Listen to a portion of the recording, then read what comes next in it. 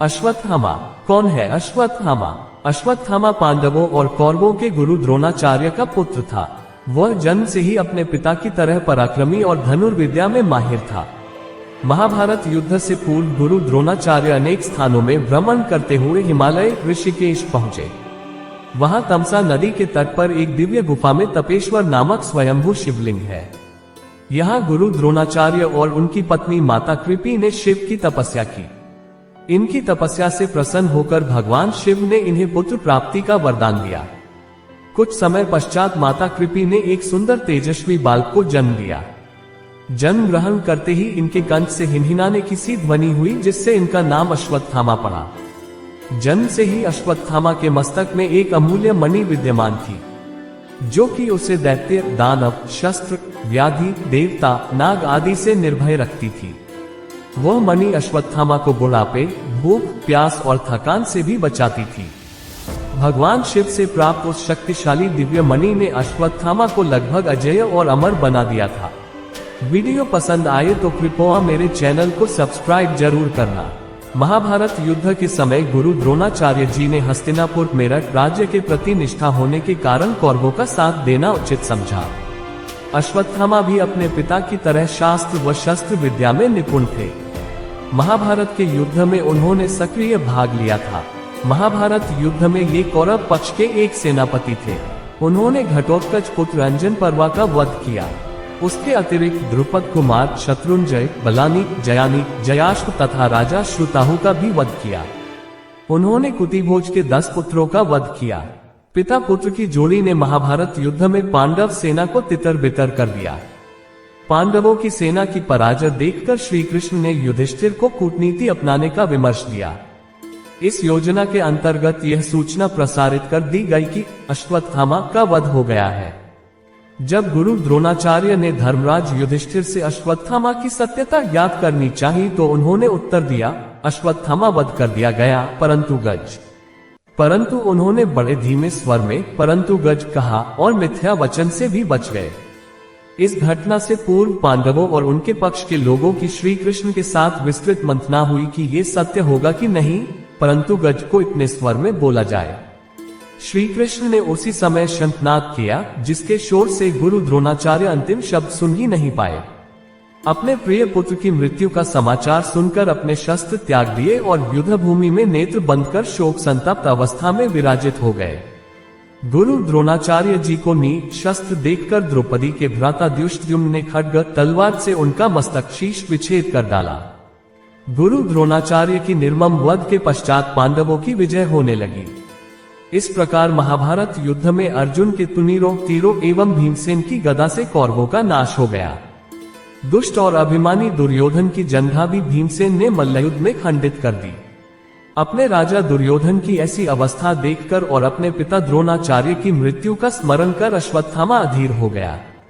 दुर्योधन जल बंधन की कला जानता था, सो जिस सरोवर के निकट गदायुद्ध हो रहा था उसी सरोवर में प्रवेश कर गया और जल को बांधकर छुप गया। दुर्योधन के पराजित होते ही युद्ध में पांडवों की विजय सुनिश्चित हो गई। समस्त पांडव दल विजय की प्रसन्नता में मतवाले हो रहे थे। अश्वत्थामा ने द्रोणाचार्य वध के पश्चात अपने पिता के निर्मम वध का प्रतिशोध लेने के लिए पांडवों पर नारायणास्त्र का प्रयोग किया, जिसके समक्ष समस्त पांडव सेना ने शस्त्र समर्पित कर दिए। युद्ध पश्चात अश्वत्थामा ने दुष्टद्युम्न का वध कर दिया। अश्वत्थामा ने अभिमन्यु की विधवा उत्तरा के कोप में पल रहे उनके पुत्र परीक्षित पर ब्रह्मशेर अस्त्र का प्रयोग किया, जो ब्रह्मास्त्र का ही एक परिष्कृत, जटिल एवं संशोधित रूप है। छुपकर वह पांडवों के शिविर में पहुंचा और नियमों के विरुद्ध घोर कालरात्रि में कृपाचार्य तथा कृतवर्मा की सहायता से पांडवों के शेष वीर महारथियों का वध कर डाला।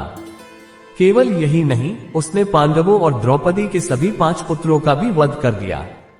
अश्वत्थामा के इस पतित कर्म की सभी ने निंदा की, परंतु दुर्योधन मृत्यु से पहले अश्वत्थामा के इस कार्य से बहुत संतुष्ट और प्रसन्न हुआ।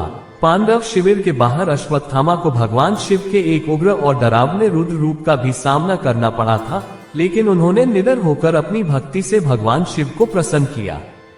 उसकी भक्ति से प्रभावित होकर भगवान शिव अपने असली रूप में प्रकट हुए और उसे एक शक्तिशाली दिव्य तलवार प्रदान की और अपने पूर्ण रूप में अश्वत्थामा के शरीर में प्रवेश कर उसे पूरी तरह से अजेय बना दिया था।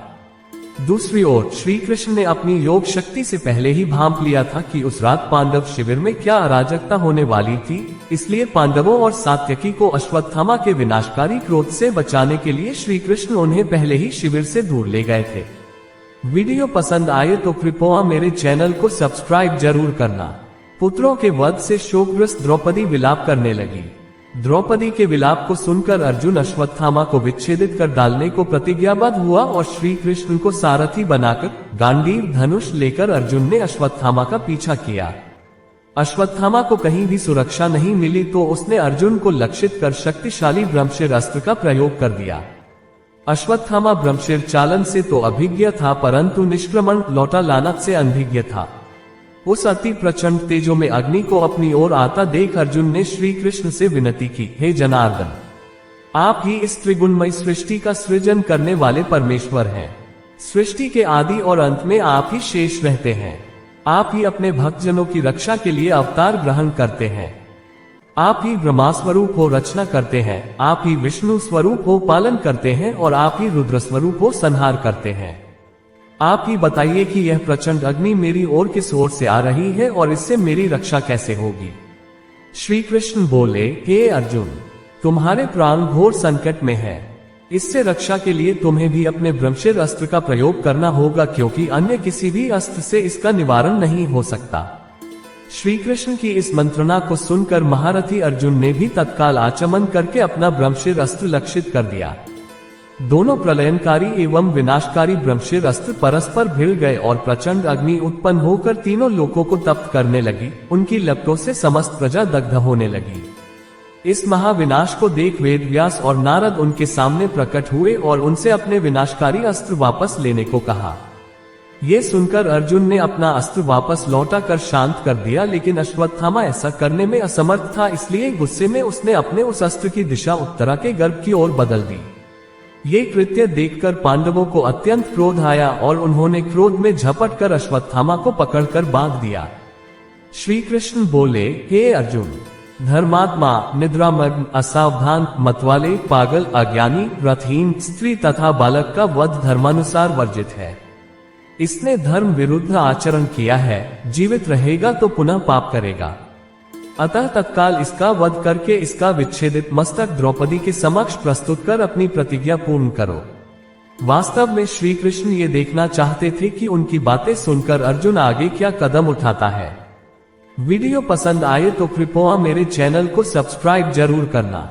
किंतु श्री कृष्ण के इन वचनों को सुनने के पश्चात भी धीरवान अर्जुन ने अश्वत्थामा को जीवित ही शिविर में ले जाकर द्रौपदी के समक्ष उपस्थित किया।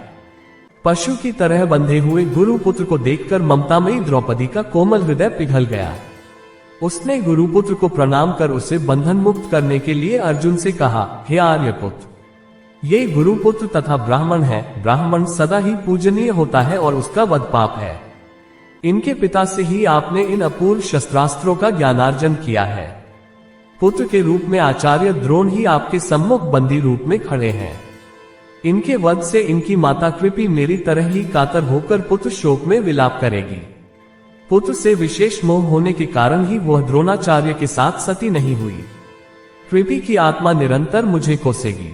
इनके वध करने से मेरे मृत पुत्र लौट कर तो नहीं आ सकते, अतः आप इन्हें मुक्त कर दीजिए। वीडियो पसंद आए तो कृपया मेरे चैनल को सब्सक्राइब जरूर करना। द्रौपदी के इन न्याय तथा धर्मयुक्त वचनों को सुनकर सभी ने उसकी प्रशंसा की, किंतु भीम का क्रोध शांत नहीं हुआ।